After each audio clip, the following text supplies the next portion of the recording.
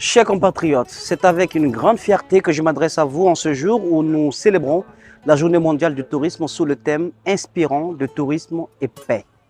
Ce thème nous rappelle l'importance du tourisme, non seulement comme moteur économique, mais aussi comme outil fondamental pour la promotion de la paix, du dialogue et de la compréhension mutuelle. La stratégie de développement que nous poursuivons au sein de notre ministère repose sur plusieurs axes prioritaires. Nous avons travaillé à l'amélioration du cadre légal et institutionnel en adoptant le Code du tourisme et ses textes d'application. Ces réformes nous permettent de mieux structurer le secteur tout en facilitant l'investissement. Nous avons également mis en place des procédures claires pour la délivrance des autorisations préalables d'investissement et pour l'attribution des agréments aux agences de voyage et de tourisme. Ces mesures visent à encourager une croissance ordonnée et durable de notre industrie touristique. Notre ambition est de diversifier nos offres touristiques. Nous misons sur le tourisme de vision qui propose des expériences enrichissantes et immersives tout en mettant en avant les atouts uniques de notre pays.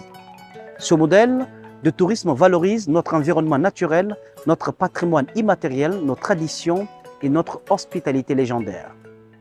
Notre pays met sur la table diverses formes de tourisme. Nous avons entre autres le tourisme de découverte avec les cascades de la Sumba, le voile de la mariée, les chutes de King Kong et la dame de Mali. Le tourisme de santé avec les sources thermales de Fulamori, le tourisme de randonnée qui se développe dans les régions montagneuses du Fouta Djallon, le tourisme balnéaire avec les îles verdoyantes et les splendides plages de Soro et Rome, ainsi que le tourisme de parcs et montagnes, notamment dans les parcs du Niger et du Badiar. Chers compatriotes, je tiens à souligner le lien intrinsèque entre tourisme et paix. Le tourisme par nature rapproche les peuples, il permet aux voyageurs de découvrir d'autres cultures, de partager des histoires, d'apprendre les uns des autres. Ce partage d'expériences bâtit des ponts de compréhension mutuelle, favorisant tolérance et l'acceptation des différences. En voyageant, en accueillant des visiteurs, nous renforçons solidarité internationale et contribuons à une paix durable. En Guinée, le tourisme joue un rôle clé dans la promotion de la paix et de la cohésion sociale. En incluant les communautés locales dans le processus de développement touristique, nous nous assurons que les bénéfices économiques du secteur profitent à tous, réduisant ainsi les inégalités et renforçant l'harmonie sociale.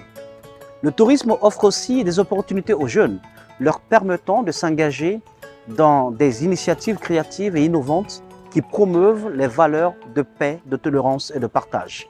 Cependant, pour que le tourisme devienne réellement un moteur de paix, nous devons le promouvoir de manière responsable et durable.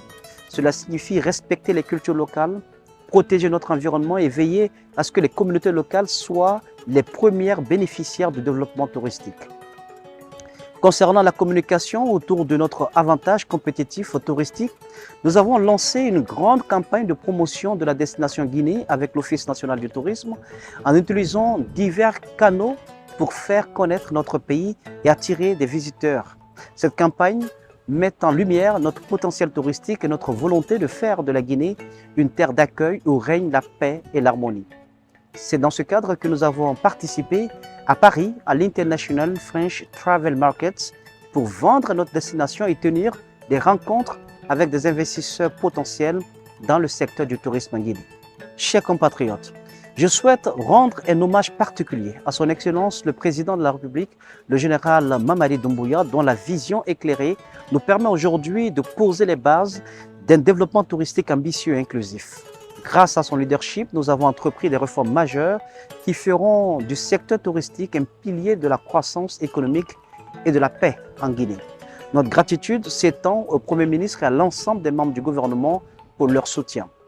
Je ne saurais finir cette déclaration sans vous inviter, mesdames et messieurs, au lancement de la saison touristique à Dalaba, qui se tiendra du 25 au 27 octobre. Cet événement que nous avons institutionnalisé sera l'occasion de découvrir la belle ville de Dalaba, la petite Suisse, ses atouts culturels, le génie de ses artisans et ses potentiels touristiques. Ce sera autant un moment pour tout le Fouta Djallon. Ensemble, nous pouvons transformer la Guinée en une destination phare reconnue pour sa beauté, sa diversité et l'hospitalité de ses habitants. Vive la Journée mondiale du tourisme, vive la Guinée, notre paradis, terre de richesse, et d'innovation. Je vous remercie.